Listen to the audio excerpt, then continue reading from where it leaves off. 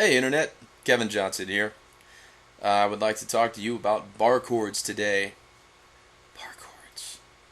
They're hard, right? You hate them. Let's fix that. There are a few things that make bar chords either difficult or easy, and that's what I'm going to talk about. Point number one, the big one, hand position. Here's a bar chord, okay? This is the bar. This is a hook. Well, it's a finger, but it's shaped like a hook or shaped like a bar. Bar chord, hook chord. Hook chords are worthless. Don't use hook chords. Bar chord.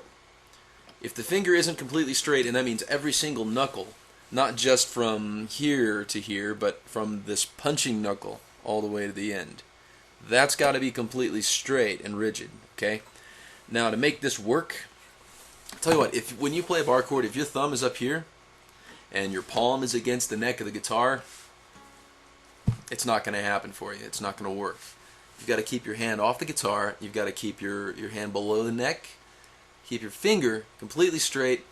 And here's a good way to do it, okay? If you'll take your guitar pick, if you'll set it right in this area between your thumb and your forefinger, just like that, okay? See what I've done there? That's kind of going to be a spacer, okay? Now, when you bring your hand up to the neck from underneath, just sit a little closer here. See what I'm doing? That pick is acting like a spacer. It keeps me from crowding the neck on my guitar a little too much. This is kind of the idea. Now see where my thumb ends up? Kind of in the middle of the back of the neck. Alright? You don't want your thumb creeping up too high, because what that does is it crowds your finger. If you're too close, your finger is backed up against the wall and can't extend all the way to get the right straight bar technique, okay? So your hand is going to hang below, and there's going to be some airspace between the neck and your palm. In fact, you should be able to look through there and see. I don't know if you can see my eye blinking at you. I can see you. Hello. Yeah. So you're going to have some space in here, alright? If the space isn't there, this isn't going to work.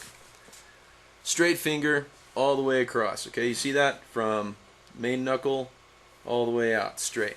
Now, another part of this is don't do this chicken wing technique where you kick your elbow out and try to press harder that way. That's counterproductive. Keep your elbow close to your torso, because you actually want to roll out the opposite direction. You want to use the outer edge of your finger, the edge of your finger next to your thumb. That's what you're going to press the strings down with. You're not going to flat finger this thing for a couple of reasons. One, your finger has these little grooves, right, where you get a dark background there. Little grooves here. You see those? A string can get stuck up in there and not be held down against a fret. So you're not going to have sound on that string. This is the nice squishy part of your finger, right?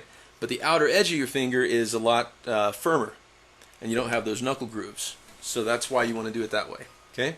Roll it out this way. It's real easy. Okay?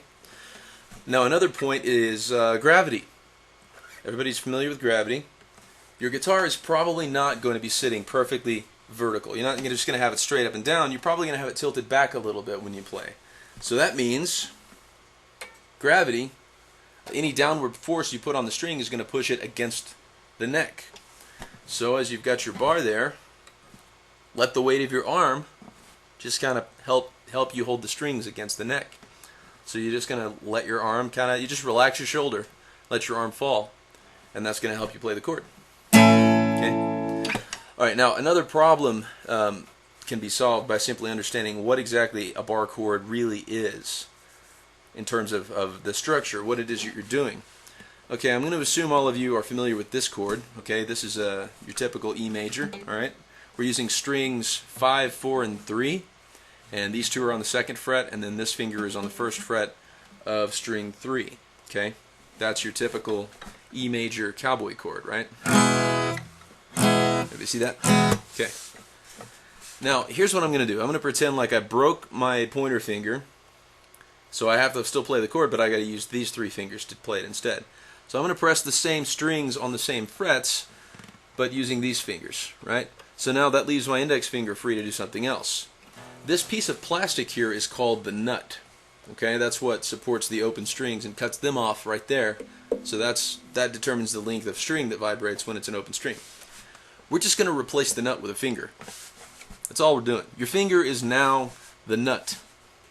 So that means that you move up the neck, and you're basically taking all the open strings up with you, playing the same chord shape, okay? Here it's E major, but if I move that whole thing up to the 1st fret, now it's F major. 3rd fret, now it's G major. 5th fret, now it's A major. Okay? Okay? It's real easy if your technique is right. Now, wrist alignment is a big deal too, okay? Bar chords can be more difficult if you're bending your wrist too much, okay? You lose a lot of strength. Here's an experiment. Do this for me. Make a fist. Threaten me. All right? Yeah, Kevin Johnson. Time waster. All right? Nice, solid fist. Your wrist is going to be lined up like this. If your wrist is lined up like this when you make fist, what you're going to do is you're going to feel some pulling back here, and you're also going to notice you can't make quite as tight a fist. It just, things aren't put together that way, all right? Unless you're built not like a normal human being. Good for you. Straight wrist is going to make this work. That's just how we're put together. So if when you do a bar chord, okay, if your wrist is straight, it can be bent a little bit, all right? But not like this. So if you're holding your guitar too low, or if you're, like a lot of my students have a problem with, they're sitting and their guitar's on their leg, the guitar kind of points, the neck points at the floor. So they have to reach way down to get their fingers on the strings, and they have to bend their wrist all the way up to get their fingers on the strings, and that's terrible. Make sure that your guitar is either, I mean, at least parallel, but preferably pointing toward the ceiling a little bit. Okay, so you're bringing your hand up this way. Your wrist can be straight. Let me show you what that looks like from the side. Okay, can you see that? Not this. This makes it harder to do. Experiment with that. You'll see what I mean. The straighter the wrist, the easier this is going to be. Okay. Always remember to keep the space between the neck and your palm. Okay. You see this? This is very, very important to making bar chords easy. If you're this is going to be really difficult to do. Good technique makes everything easy. Okay. Not just in bar chords, but in everything else. Good technique. That's what it's all about. Okay, everybody, I hope that was helpful. Please put your questions in the comment section below. I would love to be more helpful if I can be. And here's some news also. It has been a while since I've made a video for you guys on YouTube. And here is the reason. I've been busy opening a music school. It's now open. We've been open for 8 months. You can probably tell by the hat. I'm in the Denver, Colorado area.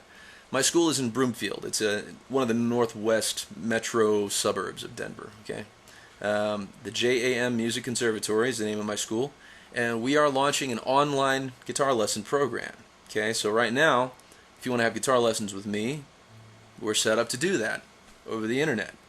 A couple of options. It's not necessarily just using Skype. Okay, there are other programs that we can use where I can put notation on the screen as we have the lesson.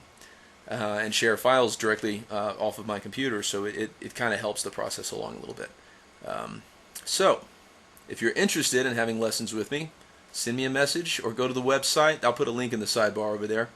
And go to the website. You can send me an email from there. Tell me you're interested, and we can discuss days and times, and we can discuss rates, because I haven't set a price for online lessons yet. Right now, it's going to be dirt cheap because I'm trying to build the program. So you might as well take advantage of it. You can get in at the ground floor, lock in a really cheap rate, have online lessons. No contracts. You can try it as long or as you know, as few lessons or as many lessons as you like. And it'll help me and it'll help you. So jump on there, send me a message, let me know what you think. Comments down there, questions down there. Thanks for watching. See you again soon.